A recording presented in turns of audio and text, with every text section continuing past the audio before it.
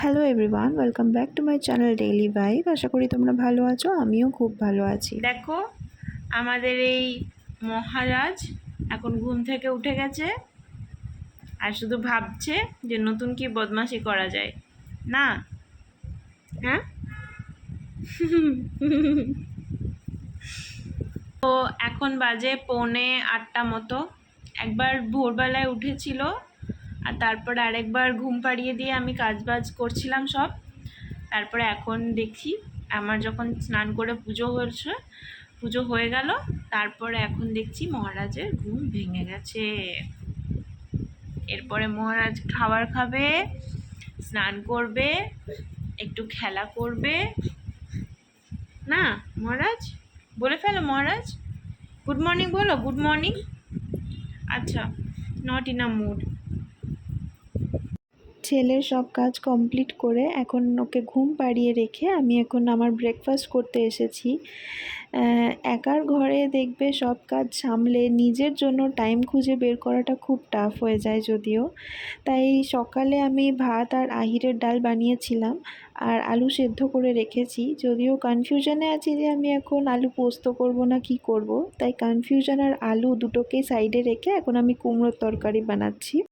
এই যে এখন সেদ্ধ হতে দিলাম, এবার সাথে সাথে আমি ব্রেকফাস্টটা করে নিই।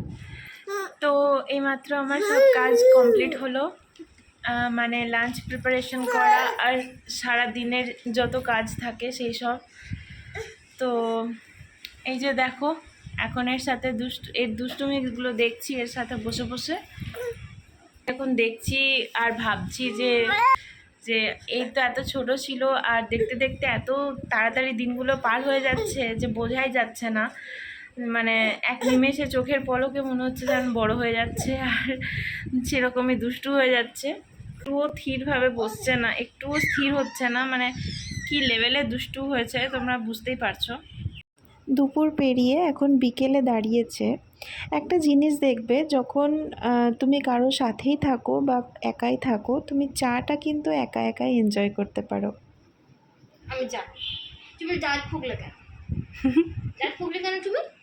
বেটু, কার কোলে চেপেছো তুমি? হবে না, ঢঙ্কুলে হবে না। ওইদিকে তাক, ওইদিকে তাক। এইদিকে এইদিকে। মা ভিডিও করছি। মাকে বলতো, মা কেন ভিডিও করছো? থেকে এরকম করছিস আজকে হঠাৎ তোর গিফটের। এরা হচ্ছে আমার কলেজ ফ্রেন্ড। আমরা কলেজে একসাথে পড়াশুনো করতাম, পড়াশোনার থেকে বেশি আমরা মাস্তিই করেছি, যেটা আমার মনে হয় কলেজ লাইফে স্বাভাবিক। আমরা সবসময় একসাথে হতে পারি না, তাই ওকে ভিডিও কলে নিয়ে ওর সাথে আড্ডা মারছিলাম। কোনো জিনিসকে দেখবে ছোট বলে তাচ্ছিল্য করে দূর করাটা ঠিক নয়, তাই না? তাই তুলসী মন্দিরটা ছোট হলেও সেটাকে সুন্দর করে সাজিয়ে তুলে শান্তির জায়গা করে তোলার দায়িত্বটা আমরা নিয়েছিলাম হাজব্যান্ড ওয়াইফ মিলে। তাই দেখো এটাকে সুন্দর করে সাজিয়ে তুলেছি।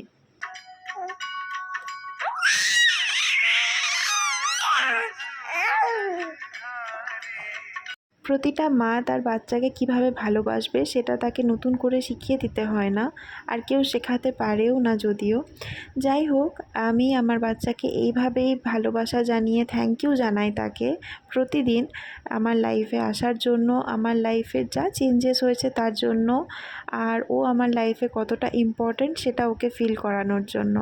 আজকের মতো ভিডিওটা এখানেই শেষ করছি। সবাই ভালো থেকো, সুস্থ থেকো, সবাইকে ভালো রেখো, আর আমার ছেলেকে সবাই ভালোবাসা দিও। Thank you.